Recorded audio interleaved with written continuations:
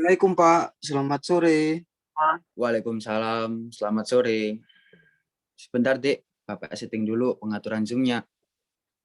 Bentar. Ya, sudah. Gimana?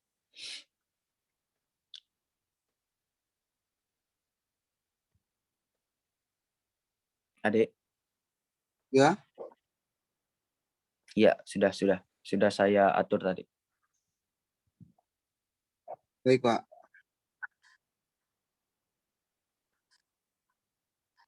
Apakah adik sudah merasa nyaman duduk dan siap akan konseling hari ini?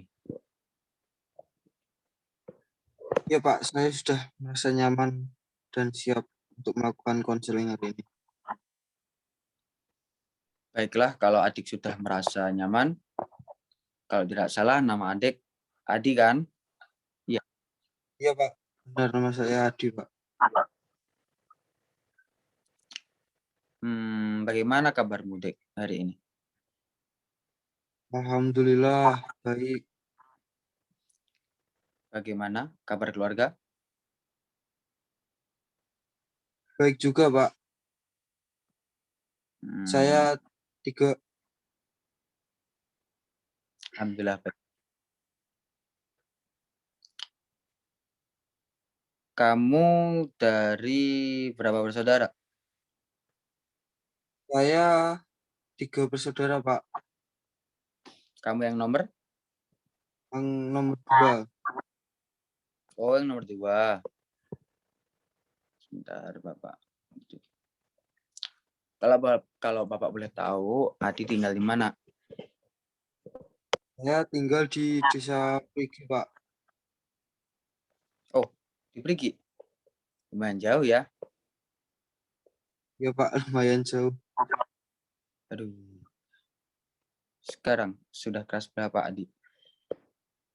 Baru kelas 11 Pak. Udah kelas 11. Ya. Sudah kelas 11 ya? Ya Pak, betul. Kamu siswa baru? Ya Pak, saya juga baru kali ini mengikuti konseling. Ya, Adi, berhubung kali ini masih pandemi, jadi konseling harus secara online dulu ya. Begitu ya Pak. Saya juga mengikuti kelas secara online juga Pak. Ya. Oh, ya. Bagaimana Adi dengan teman-teman barumu? Ya, begitulah Pak. Perlu adaptasi untuk akrab dengan teman-teman. Ya, lama-kelamaan nanti akan akrab juga. Ya Pak, saya mengerti. Oh iya, Adik kelihatannya ada sesuatu hal yang sangat penting. Apakah ada yang ingin disampaikan? Ya Pak, jadi begini Pak. Saya punya masalah yang ingin saya ceritakan kepada Bapak. Mungkin saja Bapak bisa memberikan solusi dari masalah yang saya alami. Ya. Oh iya, silahkan dengan senang hati. Dan saya harap Dek Adi bisa terbuka dengan saya karena saya di sini saya di sini sebagai konselor. Sudah terikat oleh kode etik konselor, semua asas dalam pembimbingan konseling, dan jadi Adi atau Dik Adi tidak perlu ragu untuk sungkan dan menceritakan semuanya pada Bapak. Jadi begini Pak, saya bingung mau mulai dari mana. Akhir-akhir ini banyak sekali masalah yang saya hadapi. Jadi seperti itu ya. Kalau begitu, mari kita tentukan dulu berapa lama waktu yang Mas Adi atau Dik Adi butuhkan untuk cerita kepada saya. Gimana kalau 1 jam Pak?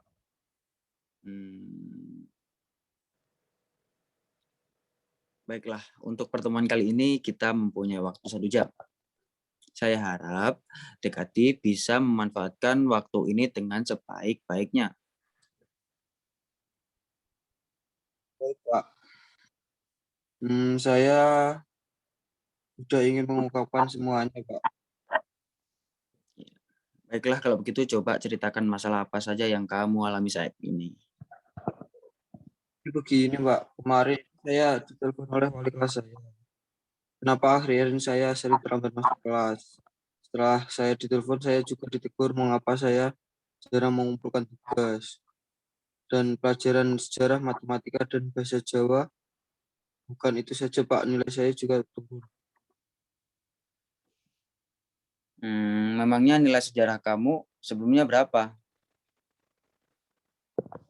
Nya pasti di atas angka 85, Pak. Tapi sekarang hanya menjadi sekitar 70. Waduh, lumayan juga menurunnya. Kenapa bisa turun ya, adik? Saya tinggal sama kakek.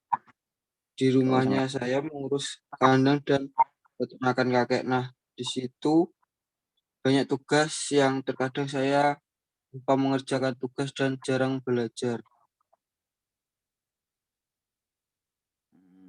Sebelumnya saya tanya dulu deh, itu kita tinggal bersama kakek dari keluarga siapa? Mamamu atau ayahmu? Kakek dari ayah saya, Pak. Oh, dari ayah. Oh, memangnya kamu jam berapa sih pulang dari sekolah? Sekitar jam 5, Pak. Hmm, jam 5. Lalu kenapa tidak langsung saja kamu kerjakan tugasmu? Hmm, Tidak semudah itu, Pak. Saya harus kerja dan membantu kakek dulu baru bisa belajar. Oh, begitu ya, Dek. Iya, Pak. Dan jika saya sudah kerja, saya merasa capek, jadi waktu untuk mengerjakan tugas sudah digunakan untuk waktu istirahat. Terkadang di waktu saya masih kerja, saya lupa ternyata ada tugas yang besok harus dikumpulkan. Hmm, Di rumahnya kakek tidak ada yang tinggal kah selain kamu? Ada, Pak. Ada paman dan keluarganya. Saya terkadang bermain bersama keponakan saya. Anak anaknya paman sudah besar atau masih kecil? Dan siapa namanya, Adik? Sudah besar, Pak. Kira-kira seumuran dengan saya, namanya Tommy. Oh, Tommy. Oke deh, salam kenal. Buat Tommy, salam buat Tommy ya. Oh iya, apakah si Tommy juga membantu pekerjaan kamu mengurus ternak kakek kamu? Jadi kamu bisa bagi tugas dengannya. Apakah begitu? Ya, Pak. Maunya sih begitu. Baru baru Pak saya pusing. Pamanku sering memarahi saya, menyinggung juga sampai mendiamkan saya. Beliau tidak mau ajak bicara saya, jadi pusing, pusing, Pak. Saya pusing padahal semua pekerjaan sudah saya kerjakan. Hmm, begitu. Ya, terus? Iya, Pak. Rasanya ingin meluap saja sih emosi saya. Sabar dulu dong. Adi, tahan dulu emosi kamu. Jangan marah dulu. Saya sudah selalu sabar jika menghadapi situasi seperti ini. Sekarang kamu pikirkan dulu sebelum bertindak ya. Oh iya, tadi kan kamu bilang kamu sering dimarahi sama paman kamu. Bagaimana bisa Kak? Bagaimana atau kok bisa sih kamu dimarahin sama paman kamu? Anu, Pak, beliau mengira saya selalu onar di rumah, padahal itu ulah anaknya sendiri, Pak. Oh, ulah anaknya. Kamu tidak cerita sama pamanmu kalau bukan kamu yang berbuat onar. Sudah saya ceritakan, Pak. Setelah kamu cerita, apa yang terlontar dari mulut paman kamu? Cuma kata-kata yang bikin sakit hati, Pak. Seolah-olah dia tidak percaya. Hmm. Waktu kamu dimarahin sama pamanmu, bagaimana perasaanmu? Ya Tenangin dulu sakit dah. banget Pak perasaan saya karena memang bukan salah saya. Hmm, tadi sudah cerita ya, nilaimu rendah karena di rumah kurang belajar. Adi lebih mementingkan pekerjaan di rumah daripada tugas di sekolah. Kamu juga tidak nyaman juga sama suasana yang ada dalam rumah kakek kamu.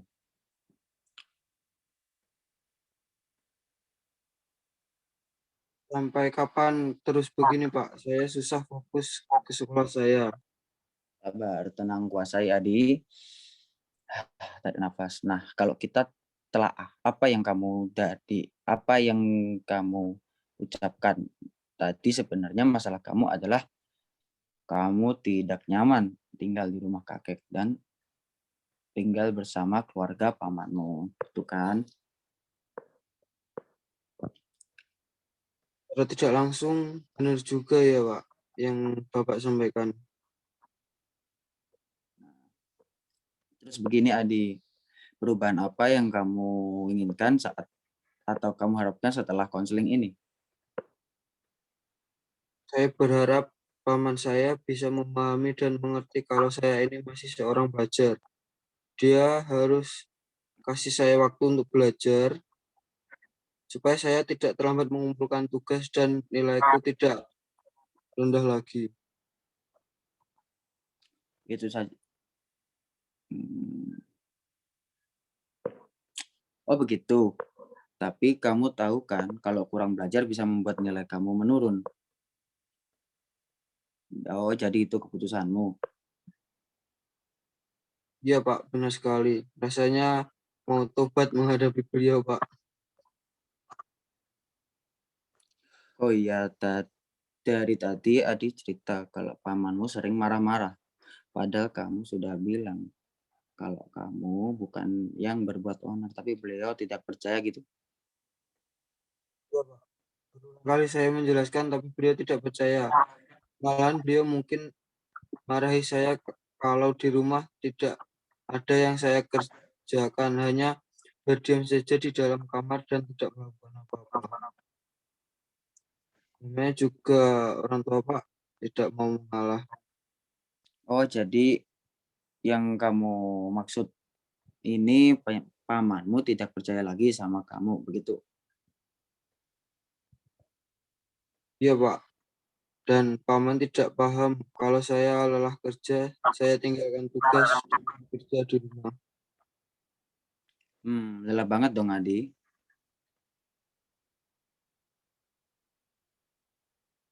Saya terkadang berandai-andai jika saya saat itu tidak memutuskan untuk tinggal di rumahnya kakek.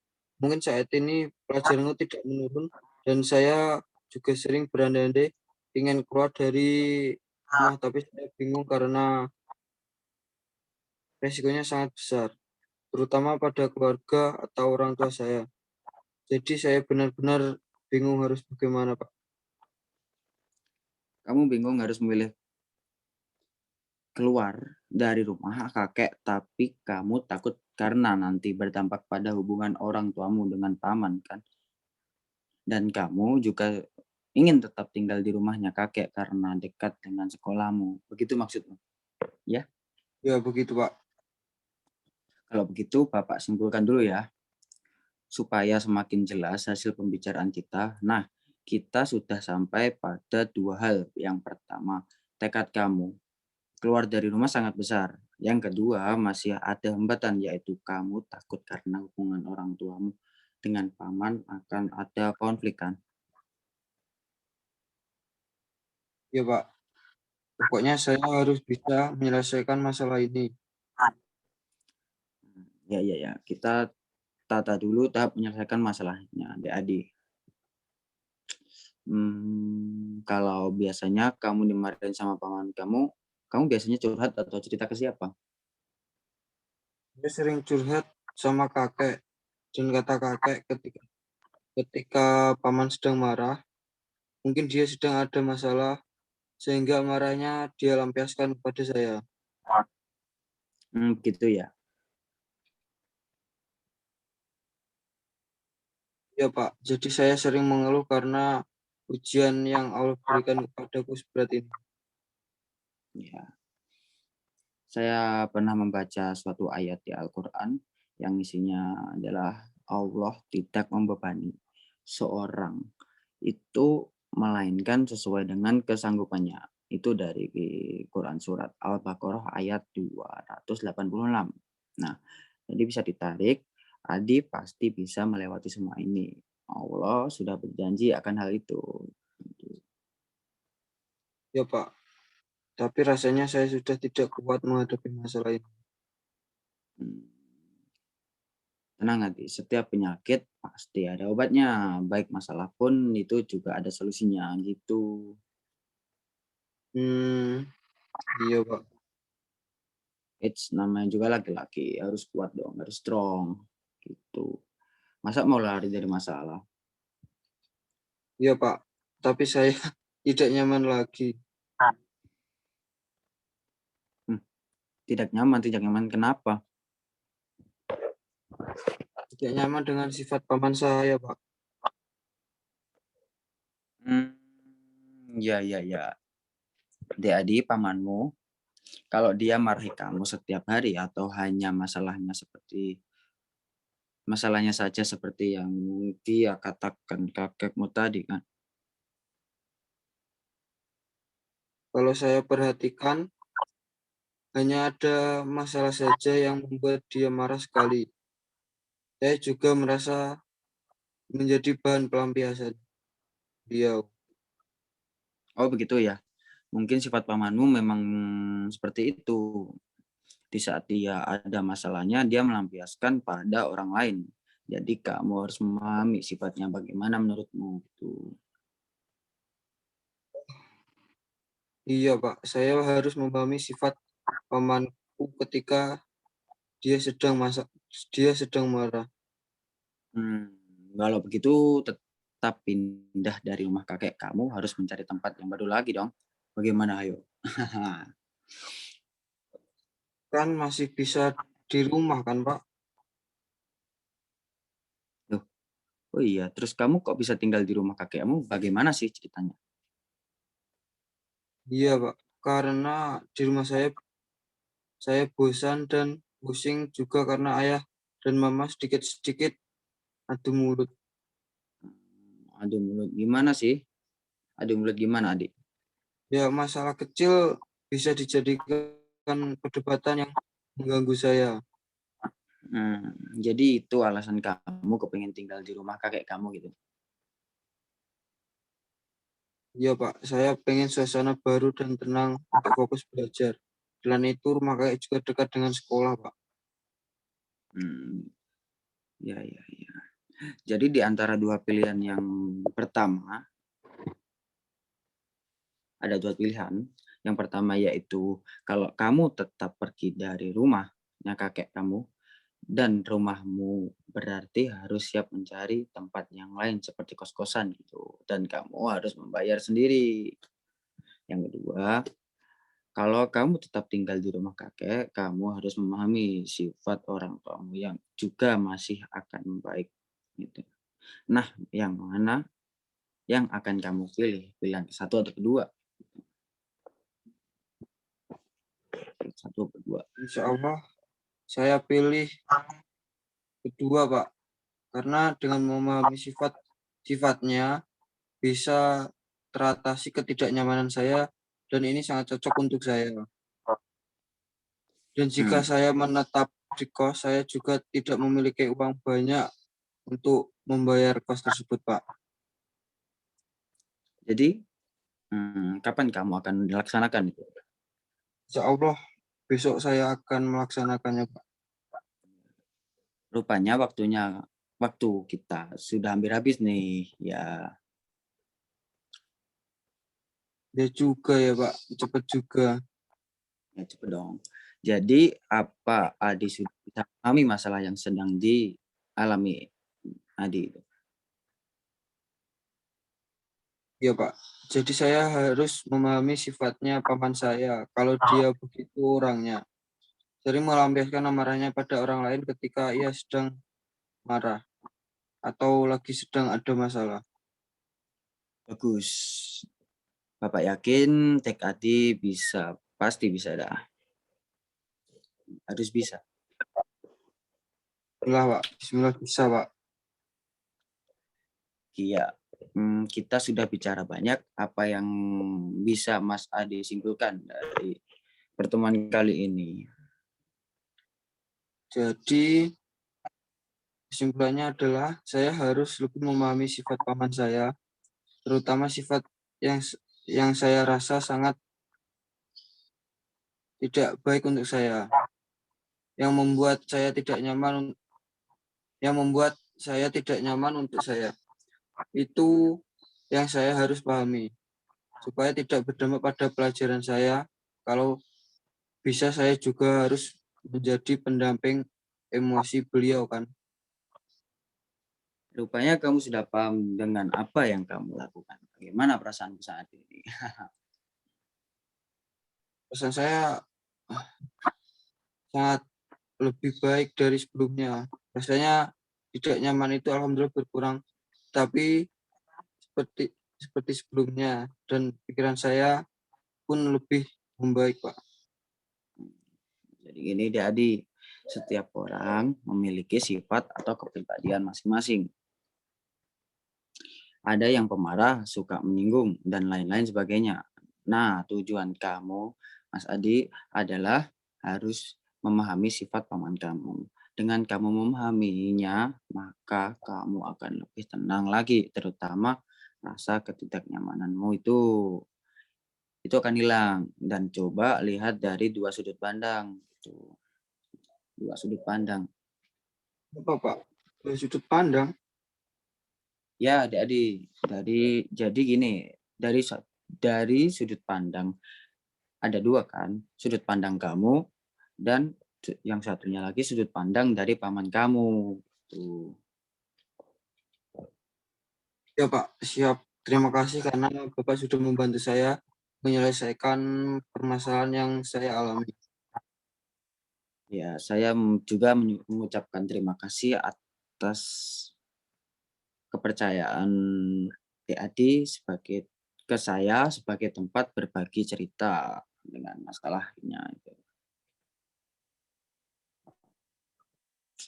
Untuk pertemuan hari ini, mari kita akhiri dengan mengucapkan Alhamdulillah. Kalau begitu, saya pamit dulu Pak dari pertemuan Zoom ini. Iya, iya, iya. Silakan Adik. Assalamualaikum. Waalaikumsalam. Jangan tinggalkan ibadah Adik. Oke? Ya Pak, selamat sore. Selamat sore juga.